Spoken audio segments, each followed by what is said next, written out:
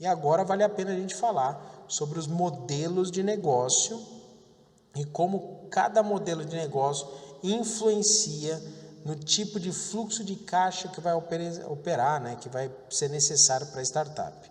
E quando a gente fala de modelo de negócio, o que a gente está dizendo é que o modelo de negócio, ele vai dizer como é que a startup vai operar.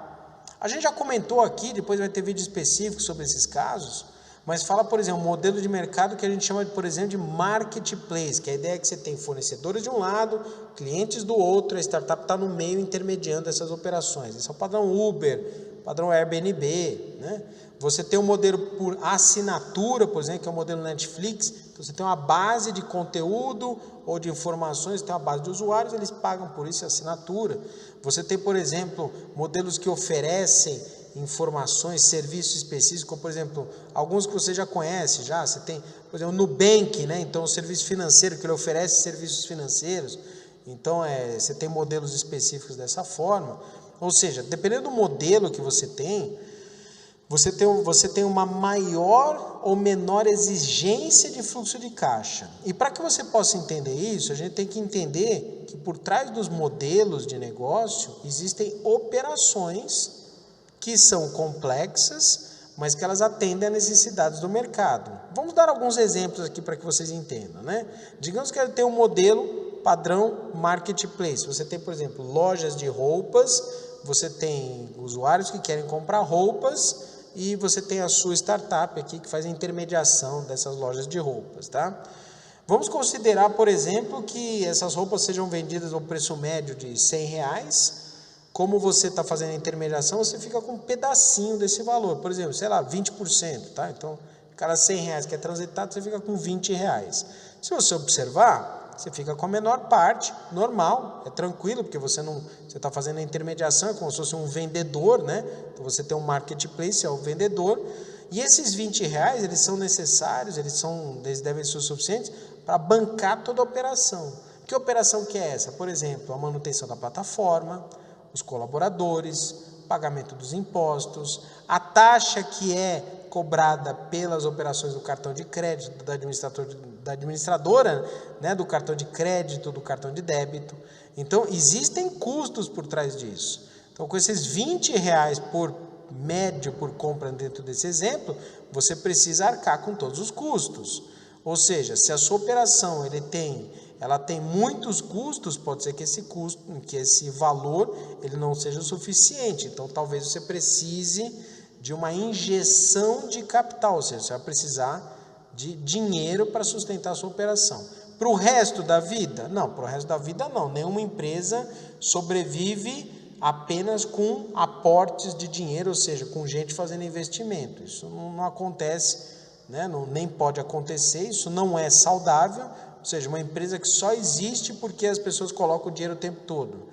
Nós vimos, inclusive, grandes startups passando por isso. O Uber, por exemplo, nos Estados Unidos, ficou aproximadamente 10 anos sem dar lucro e os próprios investidores do mercado falaram, não, agora a gente não põe mais dinheiro até que se deu lucro.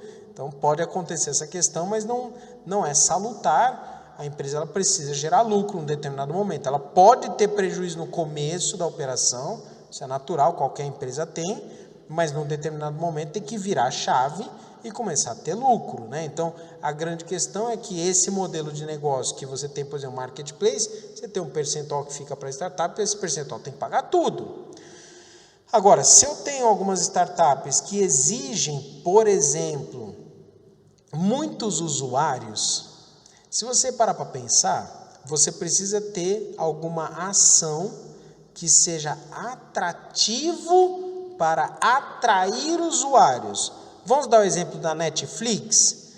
Para que a Netflix consiga sobreviver com o custo operacional dela, lembrando que o custo operacional da Netflix não é somente da plataforma. Lembre-se, ela faz produção de conteúdo, ela filma, né, filmes, ela faz séries, ela tem roteiro, filmagem, edição, né, lançamento, ela tem um custo gigantesco. Para que ela possa sobreviver com esse custo gigantesco, que além do custo da plataforma também é o custo da produção de conteúdo, ela precisa ter literalmente milhões de usuários. Agora, nenhuma empresa começa com milhões de usuários. Se você pegar, por exemplo, o YouTube ou o Facebook, né? O Facebook tem mais de 1 bilhão de usuários, né? Essas redes, essas empresas, elas não começaram com milhões, bilhões, centenas de milhões de usuários. Então, o que é que você faz?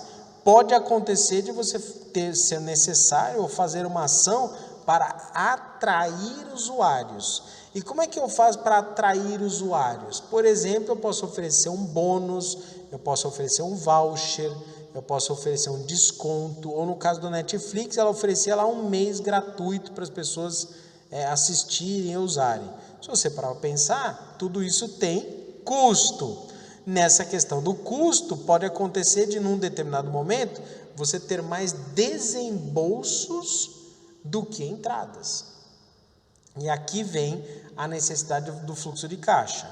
A cultura do crescimento contínuo exige que a gente tenha fontes de financiamento e o uso desse financiamento, o uso desses recursos, seja direcionado para o crescimento da empresa.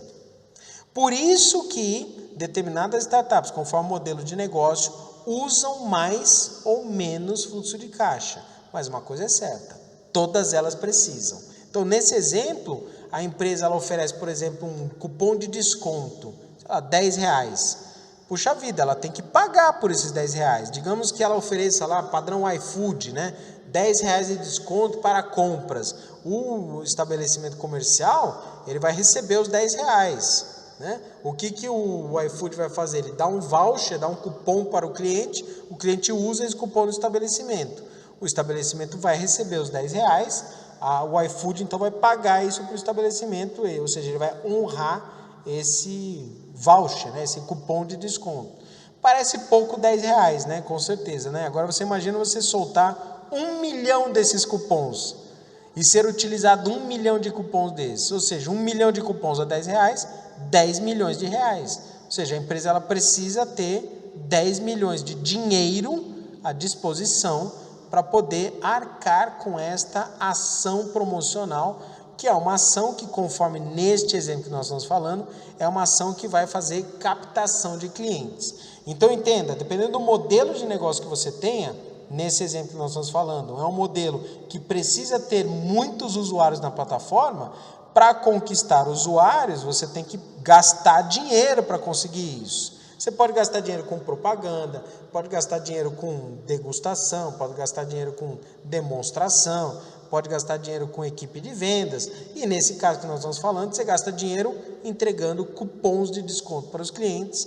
Os clientes usam o cupom de desconto, se cadastram na plataforma e passam a usar a plataforma.